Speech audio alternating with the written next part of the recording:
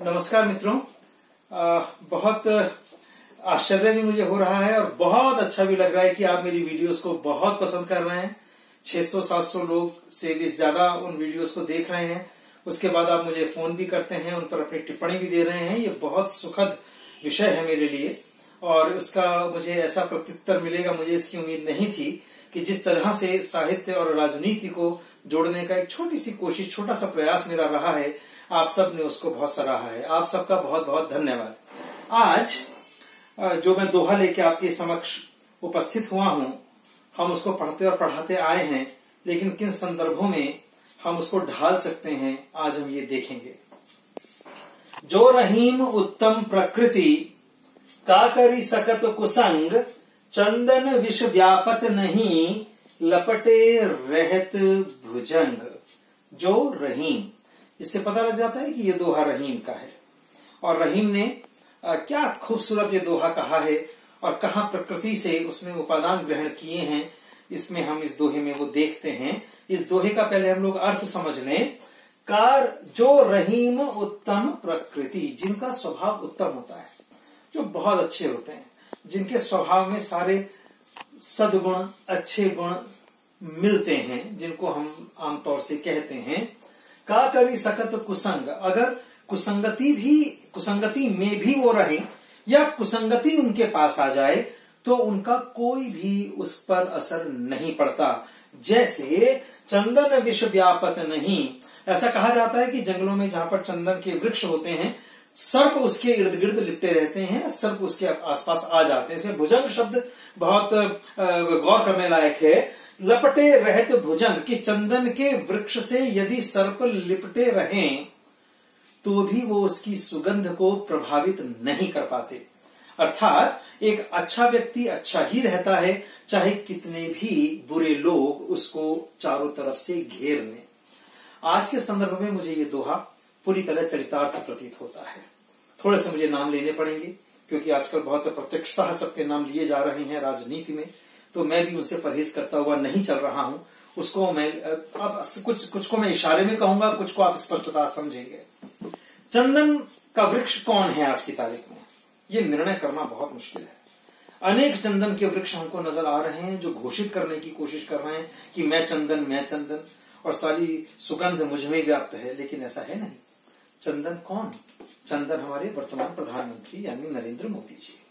लपटे रहत भुजंग, और ये भुजंग कौन? जिनको सर्प की संज्ञा हम लोग, सर्प उन संदर्भों में नहीं, इसको अन्यथा ना लिया जाए। सर्प का मतलब यहाँ पर जो वो घोषित करते हैं रहीम, उनका अभिप्राय कुसंगति, क्योंकि शब्द का उन्होंने प्रयोग कुसंग, तो कुसंग का मतलब यहाँ पर भुजंग का जो अभिप्राय है, भुजंग जो एक वर्तमान जो हम लोग सर्प देखते हैं जिसका एक मौलिक और एक अभिधार्थ अर्थ होता है, वो नहीं है। यहाँ पर भुजंग यहाँ पर संकेतार्थ और लक्षणार्थ के अंदर है, जिसका अभिप्राय है कि उस चंदन के वृक्ष पर मोदी जी को इर्द गिर्द घेर रखा है किन लोगों ने, जो उन पर प्रहार करने की कोशिश कर रहे हैं। उनकी सुगंध क्या है? वो विकास की सुगंध है।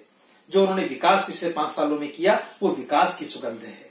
देश को कहां से कहां उन्होंने पहुंचा दिया, ये उनकी सुगंध है। लपटे रहत भुजंग, ये भुजंग कौन है?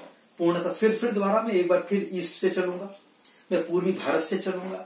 वहां से हम लोग देखते हैं पश्चिम बंगाल के अंदर कौन उनके पीछे पड़ा है, कौन उनको वहां पर रैली नहीं करने देता, कौन वहां पर उनको जीतने नहीं देता, कौन उनके मार्ग में रोड़े उत्पन्न कर रहा है। उसका नाम आप सब जानते हैं, दीदी के नाम से हम लोग पुकारते हैं। आगे चलते हैं, बिहार में आते हैं हम लोग। बिहार के अंदर पिताश्री जेल की हवा खा रहे हैं, दोनों पुत्रों में लड़ाई है और कोसने में वो कोई भी कसर नहीं छोड़ रहे। लेकिन मोदी जी को जो सुगंध है वो चहुओर व्याप्त है, उसको वो बिल्कुल दबा नहीं पा रहे। जिसके पिताश्री जेल के अंदर हों और पुत्र रत्न जो है किसी और पर कीचड़ उछाड़ें, हम लोग समझ सकते हैं कि उनका मंतव्य क्या होगा। यूपी के अंदर क्या हो रहा है, किस तरीके से घेरने का प्रयास बुआ कर रही है, भतीजा उनका कर रहा है, किस प्रकार का नाम लेने की मुझे आवश्यकता नहीं है, लेकिन किस प्रकार वो उनकी सुगंध को, उनकी विकास यात्रा को रोकने का प्रयास किया जा रहा है, ये हमें देखना और समझना होगा। दिल्ली के अंदर कौन बैठे हैं, क्या बन के चले थे, कहां पहुंचे हैं, किस तरीके से वो भुजंग का कार्य कर रहे हैं, कुसंगति का कार्य कर रहे हैं। जो गठजोड़ हो रहा है, किस किस का गठजोड़ हो रहा है, ये हमको देखना पड़ेगा। क्या वो गठजोड़ आगे भी निभने वाला है? क्या वो ये कह सकते हैं कि असेंबली इलेक्शंस के अंदर वो ये गठजोड़ को जारी रखेंगे? ये हमें सोचना पड़ेगा। तो यहाँ पर जो मोदी जी की जो सुगंध है, जो चंदन का वृक्ष है, वो खड़ा है, वो एकदम अपने एक टक होकर के वो खड़ा है, अपनी जगह से वो हिल नहीं रहा है। नित्य प्रति कुछ ना कुछ हमारे सामने अच्छा ही आ रहा है। और किस प्रकार कुसंगति, जो संगति बन रही है, जिसे हम लोग गठजोड़ कह सकते हैं, वो गठजोड़ उनकी विकास यात्रा को, उनकी सुगंध को रोकने में सफल नहीं होगा। ये हमको सोचना होगा कि आने वाले समय में कौन सा ऐसा व्यक्ति है जो उनका सामना कर सकता है। समस्या सबसे बड़ी हमारे सामने ये है कि मोदी जी के सामने कौन, मैं किसको वोट दूं? उनके समकक्ष कोई चाहिए भी तो। अगर वो 100 नंबर में से वो 80 के हकदार है, 60 के हकदार है, तो क्या कोई ऐसा है जो 40 और 50 का हकदार है और जिसको मैं वोट दे सकूं?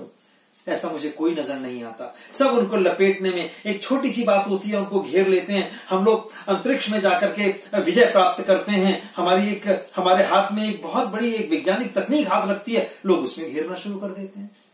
चौकीदार शब्द की व्याख्या में उसमें घेरना शुरू कर देते हैं। नामदार के अंदर उसमें घेरना शुरू कर देते हैं। कुछ तो छोड़ो, क्या कुछ भी नहीं हुआ? आज हम गर्व से जब हम विदेश में जाते हैं, किसी से बात करते हैं, तो हमारे देश का जो 5 साल पहले स्थिति नहीं थी, वो आज अवश्य है। मित्रों, आज मुझे इतना ही कहना है। अपनी एक और वीडियो लेके मैं आपके सामने प्रस्तुत होऊंगा। आपका बहुत बहुत धन्यवाद। और जब आप इसको देखा करें तो अपने विचार मुझे लिख करके जरूर बताया करें। बहुत बहुत शुक्रिया, बहुत बहुत धन्यवाद। नमस्कार।